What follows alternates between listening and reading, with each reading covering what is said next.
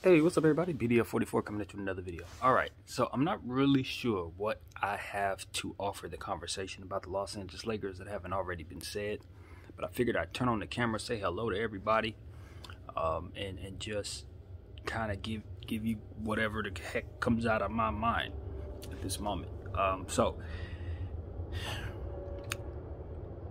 the Lakers, it's already been said, we're struggling. Yesterday we had a triple overtime game with the LA Kings, and I want to kind of give a little more attention to the three-point shooting of the Lakers. As I said yesterday in the video, I don't think that we are taking the right three-point shots. I think we're taking the wrong ones, and I think we're taking too many of them. I think we got the wrong people shooting them.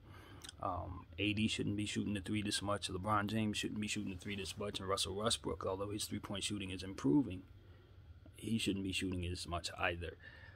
Those shooters that we have on the team that are meant to do that, Carmelo Anthony, obviously Malik Monk and Wayne Ellington are guys we want shooting the ball. When HBK comes back, we have no problem with him shooting the ball, so on and so forth. We do have shooters, but we don't need our stars shooting the ball the way that they're shooting it at this clip. You just don't shoot a good enough percentage, fellas. We need to have more drives at the basket, and Russell has been doing a great job of that on his end. I'd like to see the other two follow suit. More inside baskets, more easy buckets, more attacking buckets, more foul drawing purpose type play. At the end of the day, it's not a whole lot the Lakers can really do to get better. I've heard a lot of people have conversations about what we can do to get better, and it's not really a whole lot. We just don't have the cap space. That's understood. But we do have the ability to shuffle our roster around a little, and I think it would be wise for the Lakers to try to do some things sooner than later.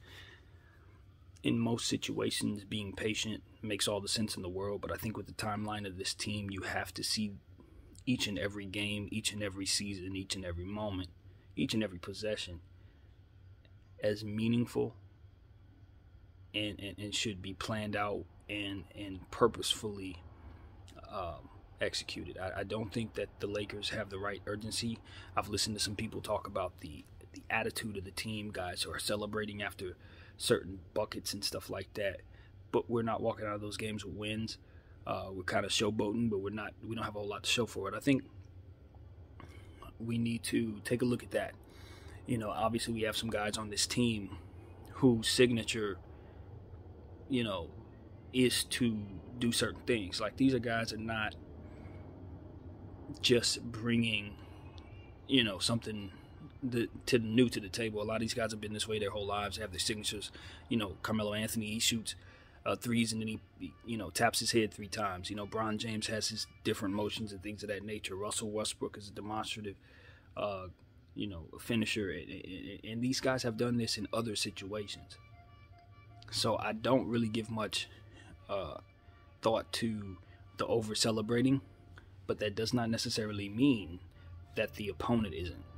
And when you're not out there playing your best and you have some deficiencies and holes like we do, it seems to me that those who are saying we should kind of chill out on the celebrating, they might be on to something in regards to, if you can't stop what's happening to you from happening, then you have no business celebrating. That's what it really comes down to. And as far as other aspects of the game that we need to be very, very serious about, we must rebound the ball better. And some believe that we need to go small, some believe we need to go big. If you can find a small ball lineup on this roster that can rebound the ball properly against bigs, you won't get the argument out of me. But I have yet to see a small ball lineup that can effectively rebound. And the more that I bring it up, the more we see it. You can't have it both ways, y'all. Either we're going to go small ball and have better fluid standstill offense because there's better shooters on the floor, or we can accept the fact that we don't run very good offensive plays and try to take advantage of things that we can take advantage of in the presence of those plays, and that is size. No matter how stagnant your offense is, a taller person is going to be able to get to the rebounds, and that's going to give you second chance points second chance opportunities to run your bad offense more and more. And being that your defense doesn't exist, there's no such thing as a safe lead.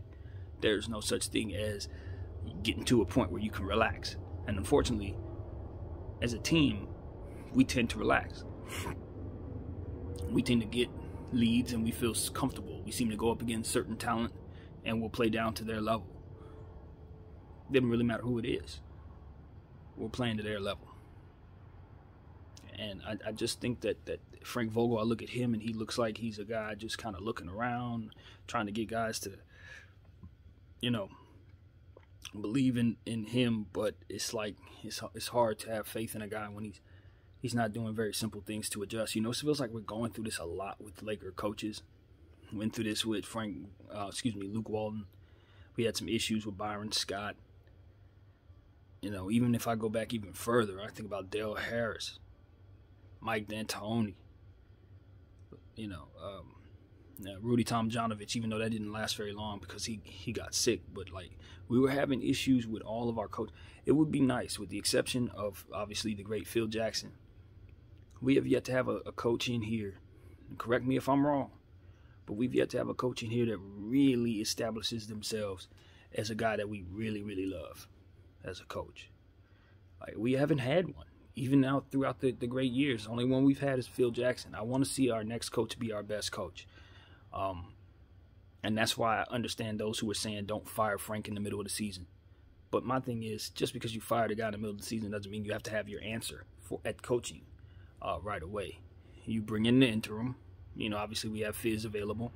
Bring Fizz up. Now, I'm not going to sit here and say Fizz is the answer because I don't know that to be the case. I've seen him struggle greatly in New York, and Grizzlies was a good tenure there, but they ultimately got fired there. They fizzled out. No pun intended at all. But in a sense where you look at some of his assistant coaching positions, particularly with the Miami Heat, and I think he was with Cleveland as well. He's done great. So I wouldn't mind bringing him up for the second half of the season. At the very least, we know Bron is going to respect him. The guys are going to listen to him. He's an LA guy, so like Russell Westbrook, he takes this LA Laker thing a little more seriously than maybe the average person. And we'll apply what he does to the system, which I think will be a fresh face and a fresh voice, I guess, to the head coaching position, which is ultimately what I think the Lakers are going to need. But even more so than just a new face, you need the right face. Somebody who's going to come in and be able to push the right button, someone who's going to hold these guys accountable, someone who's going to demand their respect, and most importantly, someone who's going to have them in positions to look good out there offensively. Defensively, not a whole lot any coach can do, but offensively, it definitely some things we can do so much better. All right. So Kendrick Nunn, from what I understand, his progress and recovery is not necessarily a fast process right now. That's what I can say. And I've brought this up before, and I'll bring it up here. I'm just curious to know, did we realize he was this hurt? Was he this hurt when he got here, or did he get hurt in Summer League or in the last time we played him or some practice? Was this an issue that was been lingering, and we kind of ended up paying him without really understanding this, or what? Because here we are halfway through the first half of the season. Well, yeah, halfway through the first half of the season, I'd say. And we have not seen him, but maybe a little bit in the preseason or something, Summer League. That's it. That's all we've seen this guy. And I think his skill set will help us a lot. I mean, offensively, he's definitely like extra 18 points basically on a very good night. He can give you even more than that. So I think about guys that we need to try to use to make ourselves better in trade. Kendrick Nunn is definitely one of those trade pieces where I'd say if he were out there, we could package him and get ourselves something, anything that can make us better. I've been hearing names that the Lakers want. I just don't think are possible. Looking at the cap situation, good luck trying to squeeze these players in, because I just don't see how possible that would be. But I've been hearing Jeremy Grant, Christian Wood. Man, I would bring those guys in if I could, but I just don't see how the heck you do that cap-wise. So those rumors don't seem real to me. They don't seem possible to me. But I will say this. We're definitely barking up the right tree in terms of what we need to bring in. Those are the type of players we need. We need a 4, as I've said, a guy who can not only guard players who put pressure on us from the 4 spot. Long, tall, athletic guys who move real fast. We need somebody who can help AD guard those guys. But we also need somebody who can put pressure on those guys on the other end, who can do some of the things that they do. And I think that Christian Wood or Jeremy Grant is exactly the type of players we need. So if you could find a lesser version of them that doesn't cost anything and then help hopefully develop him and overachieve him, have him overachieve, I think we can definitely win. But that's the type of player that I think the Lakers need to be trying to go after. Another player I think we need to try to bring in this dynamic is Trevor Ariza. We need to find a Trevor Ariza. Okay, how do you say this? I don't think Trev has a lot left. We definitely need who he used to be, but we don't need who he is today necessarily. I mean, he's not even starting the season healthy. What, you think he's going to come in and just be old Trev off of injury? I mean, that's just not how this works at 30-plus years of age. You know, Trev is older than me. He's older than Bron, if I'm not mistaken. Because I'm older than Bron. So I think, if I'm not mistaken, Trev is older than both of us. Older than Melo. So us saying we want him to come in and just be Trev and that's going to be the answer to all of our issues, I think that's laughable. That's an absolute joke. I think the truth is we need to go find somebody who is the younger version of what Trev is. We need to go find Trev back when Trev was a Knick. You understand what I'm saying? When Trevor Ariza was with the Orlando Magic and the New York Knicks, he was unknown. He was a guy on the back of the bench getting no minutes. We traded for him and turned him into Trevor Ariza. That's exactly what we need to do. We need to do that again today. Instead of looking for the actual Trevor Ariza 20 years later, we need to find the guy who can be the next one. And that's all there is to it. And look, if you get creative, I'm telling you, you can find some guys, man. There are guys on different benches in Orlando and Toronto and Detroit, Sac. There are guys on these benches, Boston. I could put together a whole roster full of guys that aren't getting no minutes that are supposed to be busts that I think can help the Lakers right now. That I think if they were given a good coach, we fire Frank Vogel, bring in a good development coach and a good offensive-minded coaching staff, we could turn those players, along with LeBron James, into exactly what the Cleveland Cavaliers turned Larry Nance and Clarkson into. We can do something like that. We can. So the Lakers need to get creative and make that happen before we run out of time. Because what people don't understand is LeBron James is running out of time. And even though he's got his contract and he's going to probably play it out, there's no guarantee he re-signs with the Lakers or even stays in the NBA. If that happens, we got Russell Westbrook and we got AD. In that situation, I think AD's probably going to be looking to be somewhere else. That's what I think.